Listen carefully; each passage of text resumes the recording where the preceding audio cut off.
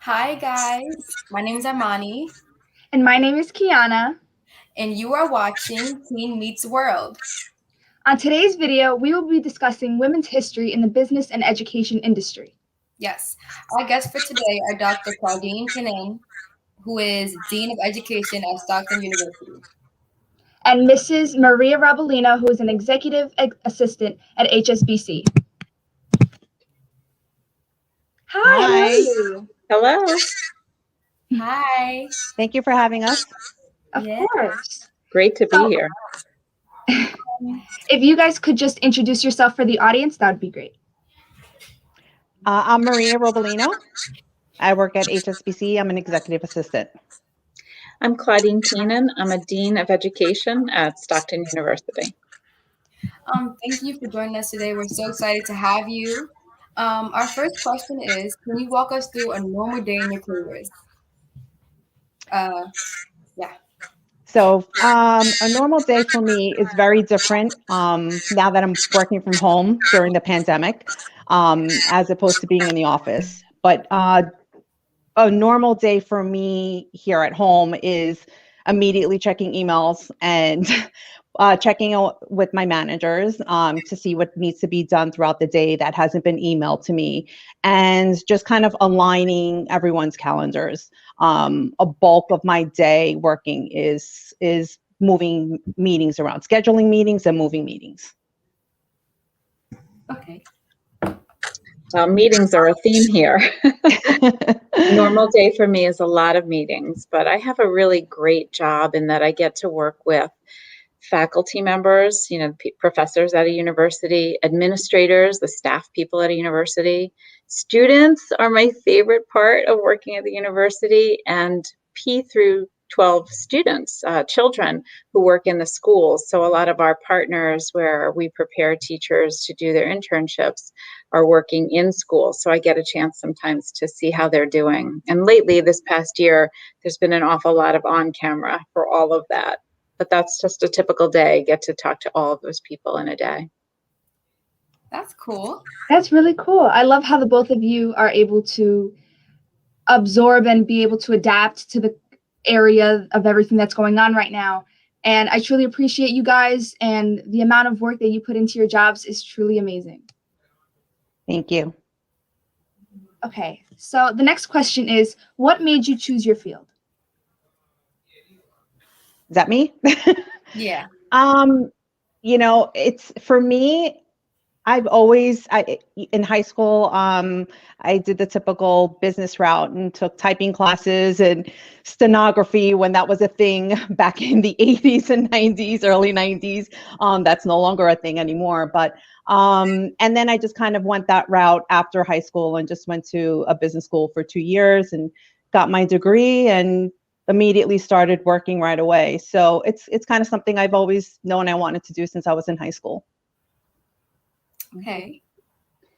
For me, it was a kind of a winding road. I first was really interested in high school in computers. And back then, it's funny when you talk about steno, I think about the first computers where we had to put the operating system disk in, take it out, and then put the program disk in for the data. That's right. So I loved that. And I used to sit on that little computer all the time in high school. But everybody told me, my teachers, my guidance counselors, oh, there's no future in those things. They're just, that was the mid 80s. So they weren't really good futurists at my high school. But they did encourage me because I was happy in English and I did well in the classes. You should go be a teacher, go teach English. You'll do well. You'll definitely get a job. The population's growing, and they were right. All of that turned out to be true. And what's funny is kind of the long way around to what I do as a college administrator now. I use computers constant. I mean, who doesn't? But all that interest that I had in computer programming so early on that I never really got a chance to use. I did get a chance later on because teaching college became something that required using technology. And now we couldn't possibly have continued this past year without people being skilled on technology. So it was kind of a winding road to take me to administration. I love that. And I know that it's been very well known that women are put down in terms of education, things like that, where there are times where they want to follow a certain career path, but are told by their peers and other people that they shouldn't go into those fields simply because they don't see them fitting in, or they're assuming where they're supposed to end up. I really like that you persisted and you knew the future of computers. And look what we're doing here. We couldn't survive this entire past year. Even like my generation, especially, like we truly rely on these certain things. So I love how you persisted and continue doing what you wanted to do. Thank you. Yeah, that's so ironic. So next is, what is the best part of your job? For me, the best part of my job is just helping people in general. I'm always available to anyone, whether it be my managers, my peers, junior staff. I just thrive off of helping people. It's also my personality outside of work. So that would be the biggest thing that I love about my job is being able to help someone, especially new people who start the bank. Or junior admins who come on board. I've been in this industry for almost 30 years doing what I do in finance. So it's definitely has had a lot of changes from when I started till now. It's not the typical admin role that was back in the early 90s where you just took notes and typed and that was it. And it's evolved a lot. So there's a lot more involved in it. But again, it's just helping people. That's what I really enjoy the most. Well, that's a theme for us again, Maria. My favorite thing too. The dean's desk is often where problems go when they can't be solved anyplace else. So one of my favorite things to do is to find creative solutions to difficult problems and to work creatively with people to try and work through a process or, something that's got them stalled or hasn't helped them along the way. So, I think helping people is the root of it. The way we do it now has changed so much too. So like Maria was saying earlier, there are so many more intricate details that go into decision making now. And hooking back to where I started with computers, using information is so crucial right now, being able to retrieve information from various places. I'm sure, Maria, when you were talking about helping the junior execs come in, you have to show them where everything is so that Yes. they can retrieve it. Like who can find, when you first get started, there's just such an overwhelming amount of information at your fingertips in any industry, In any industry, regardless. yes. It's true. So, I think that finding the data that I need to help inform a problem or share information with other people who are stakeholders in the problem solving situation, it really has helped me to be a better problem solver. That is so interesting. I love how, Ms. Robalino, you brought up the first point was helping people. It wasn't, oh, well, I love doing something that's beneficial in terms of the outlook of life, but more being able to be there for other people and not thinking about other situations that benefit you. I thought that was pretty interesting. And I love that you both are able to do that within your career paths, because not many people are able to put that out there that, oh, I love helping people. But I really like how you guys exemplify that. So my next question is a two-part question. So first, I'm going to ask Mrs. Robalino, what do you think has been the most prominent change in the banking field for women? Wow. Again, it's like any industry, right? Things change over time. So for me, when I started working in banking, I had started out on the trading floor, and it's no secret that finance is a male-dominated industry, right? It has been for many years, and I'm sure it will be for years to come. However, from the time I started till now, there's definitely been more women in senior roles. There have been more women forums or committees that are geared and navigated towards women and speaking their mind. So I would say that would be the most prominent change. Do we have a long ways to go? Yes, it's still a very male-dominated industry, but the fact that we have those forums in place and there are more women now, I feel women are more vocal now than they were maybe 20 years ago or even 10 years ago. So I think with that, having a voice, I think that the future is very big for women in any industry. Very, very well said. That was such a great answer. And I love the fact of how you acknowledge that there is more to go and there is still a path there, but in terms of the field that you're in and the other fields that you spoke about, you're already walking that path. It's not a path that you have to build, it's already built and it's already being like marched through. So I really Right. like Thanks. that. Great. So, Dr. Keenan, what do you believe is the most prominent change in the education field for women? Well, I think over the last decade in particular, just these last 10 years, what we're starting to see in the education field is more leadership among women. So, a lot of what Maria was saying about being more outspoken is driving that. In the past, the numbers for supervisors, principals, and superintendents in public education, as well as the numbers for deans, provosts, and presidents in higher education, has been very skewed heavily towards male dominated in the upper leadership ranks. Whereas the ranks for faculty, for teachers, they're very heavily female dominated. We're starting to see a lot more women enter leadership positions in public schools in particular. And, being a female dean, I was originally, when I first joined the Council of Deans at the university where I work, I was originally one of 3, and now I'm one of 6 Wow, that's female deans. great. So there's definitely been ground, gained. And I worked for 2 male provosts in the first couple of years of my deanship, and now I've worked for 2 female provosts. So provosts turn a little faster than deans.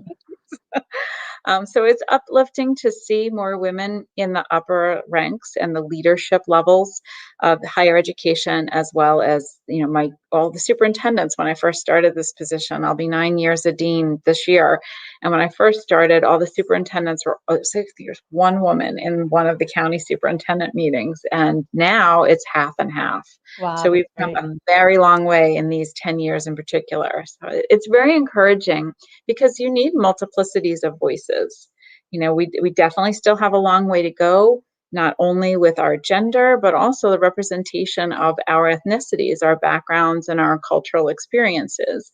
I think the profession acknowledges that we have a long way to go, and we're working on solutions every day. So we're looking to you, teens, to help us with the future and make sure that our whole education system starts to represent more of the students who attend the schools so that you can lead as well. I love to see how like you guys are breaking barriers in like a male dominated career, both of you. I think it's so cool and inspiring to see. So thank you for that. Um, so in a sentence or less, what advice would you give to a young girl striving to be in either one of your fields?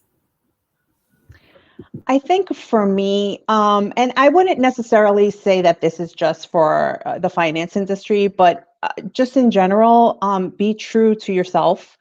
Um, because you can go to you can have an interview and be one person and then really go to start your job, and that wasn't really who you are. So you need to be true to yourself. And I think that you also need to be accountable for whatever happens throughout your day, because we're human, right? And we make mistakes. So being accountable, being true to yourself, and really listening to your heart. Like I really, really strongly feel, and I have 2 daughters there's a 10-year age gap between both, but my oldest daughter is a freshman in college. And I always tell her, no matter what you do it because you love it. You're passionate about it. Don't worry about money. Money, it's great to have, but it's not everything. There's people who go to work every day and make a 6-figure, 7-figure salary, and they do it for the money and they're miserable. You have to really love what you do. So love what you do, be true to yourself, and treat people, just be kind. It will take you far in life.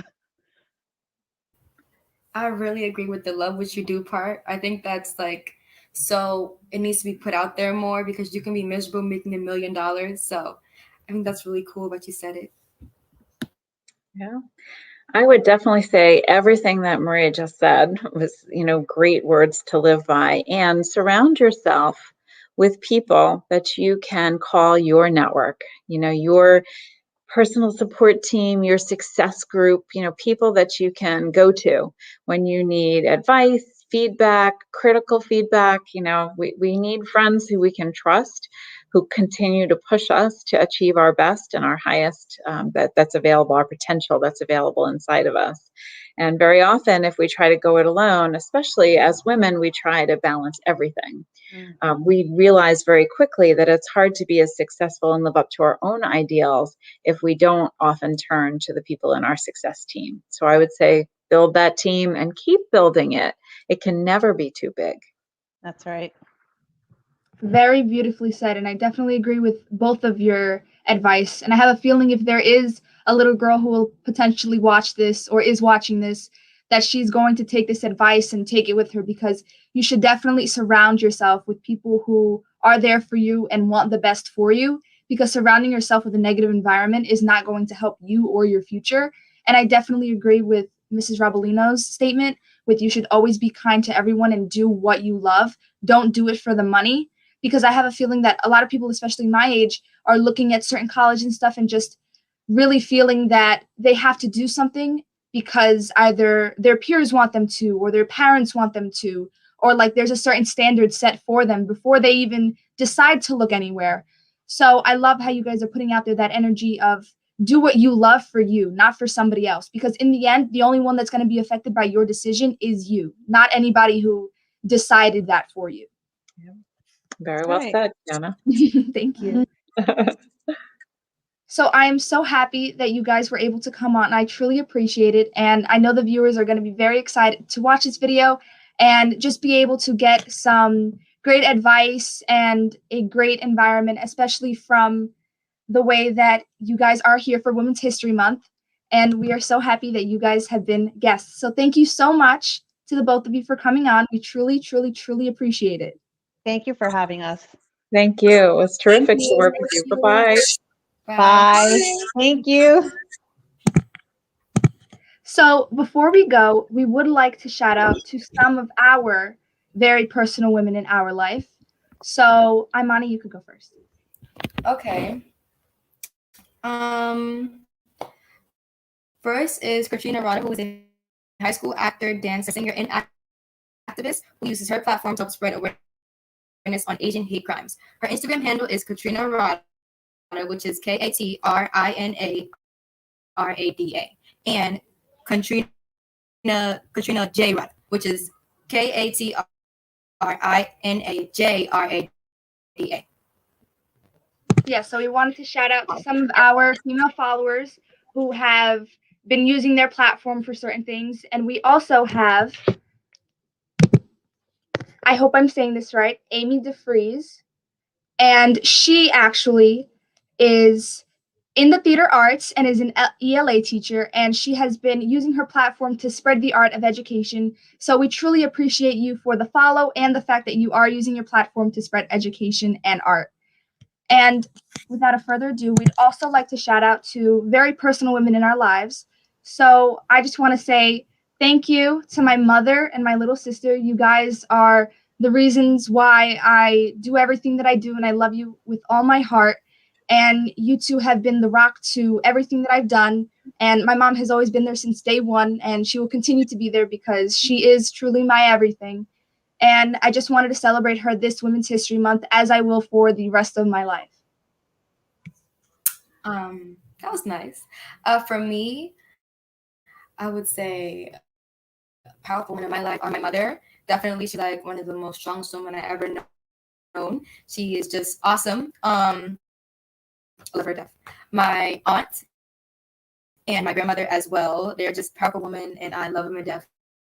Shout out to them. And yeah. And shout out to you, Imanie. Happy Women's History Month. I am so grateful to be your partner, and I am so excited for our future. Yeah. Okay. Thanks for watching. Bye. Bye.